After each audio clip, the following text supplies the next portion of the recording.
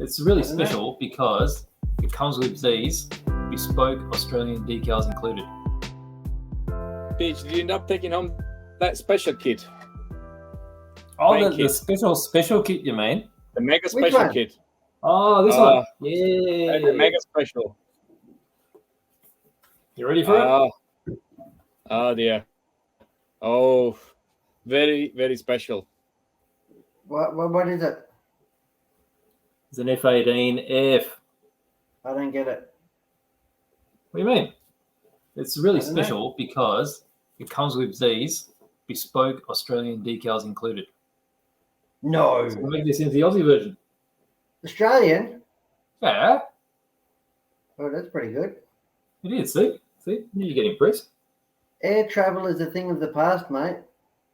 No, not for these blokes. They can go anywhere.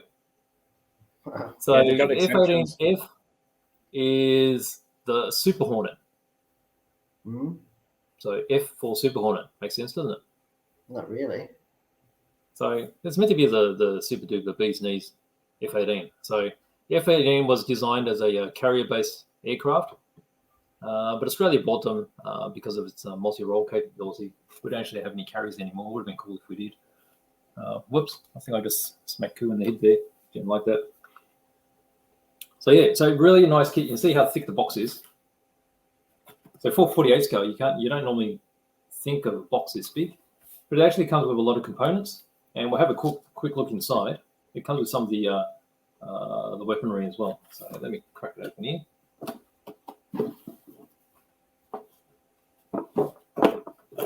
Right, so there's the decals that you give you. So you can do this particular Australian Air Force version. Okay, so what's that? So that's the 1st Squadron.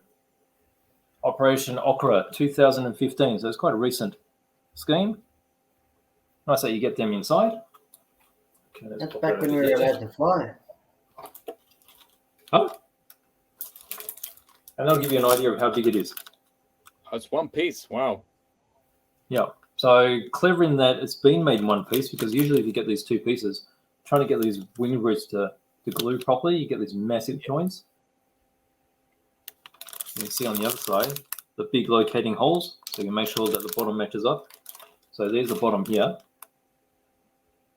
So these are meant to be like a semi-stealth aircraft. They're coated with a special paste, and then you can see the undercarriage has got the jagged edges. Okay, so that's a more modern sort of stealth type design there as well.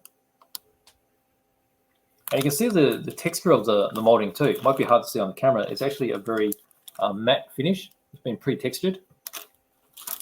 So I guess that gives you the impression of the really rough coating that's on it.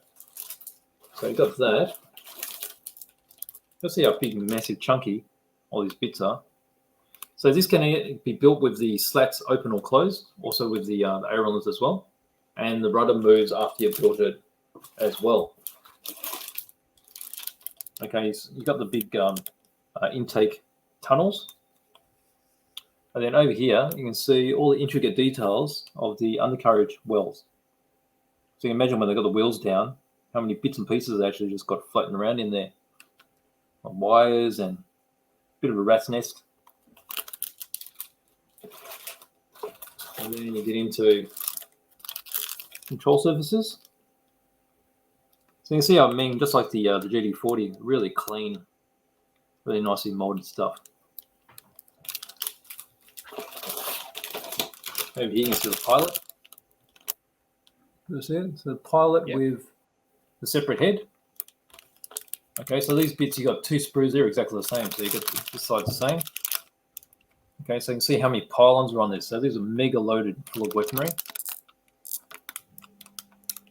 Some of the undercarriage wheels there as well.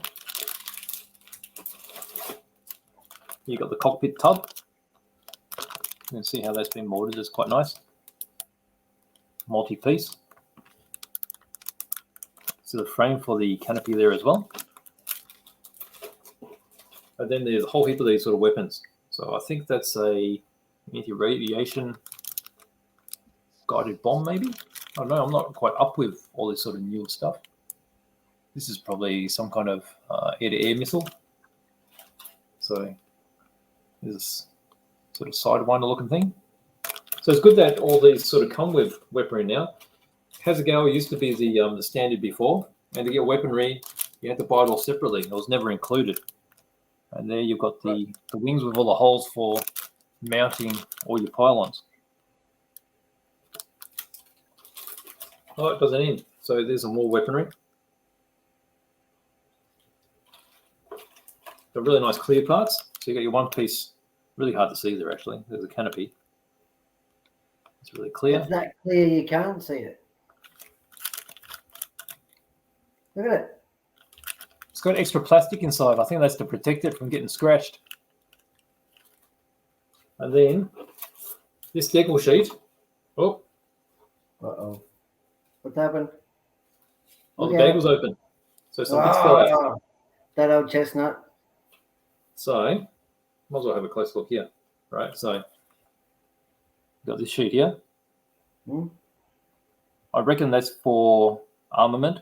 Look at all the stencils that are on it. I mean, you're going to spend weeks putting on these decals. All right, so you got that. And then if I take off this protective sheet, this will be how nice all these are. Wow. 10 million decals there. That is a lot of work. It is. All right, so it's really nice. I mean, these small nose steps and other stencils just add to the whole impact of the kit. Now, what else was in here? There was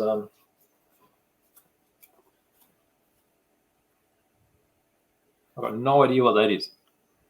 Masking. Oh, there's a mask, yeah? Tape, isn't it? Yeah. Oh, it is too. That's masks. That's pre-cut masks. Yeah. I know. I build these all the time. So what are the round ones for? That's for the masks. For who? The For me? holes. Yeah, that's it. The red dots. That's a bit freaky, isn't it? That's very look like a Gundam. 2022, mate. 2022, There you go. bring it on. So there's a bit of photo which that fell out of here as well. Very nice. That's really thick. All right, so that's for the engines there. And then that's something you don't normally see. Never. A whole bunch of pins. Yep. Right. That's what holds your hexes onto the axle. The hexes. Yeah. I've got no idea. I have to check the manual about that one. There's a lot of pins there. So unless these are used for the slats and also for the horizontal stabilizer, can't work out what they're for. Because initially I thought they were screws, but there's no thread on them. So they're Could be probably the moving hinges, rudder. I think. So there you go. So that's it. That's my special kit.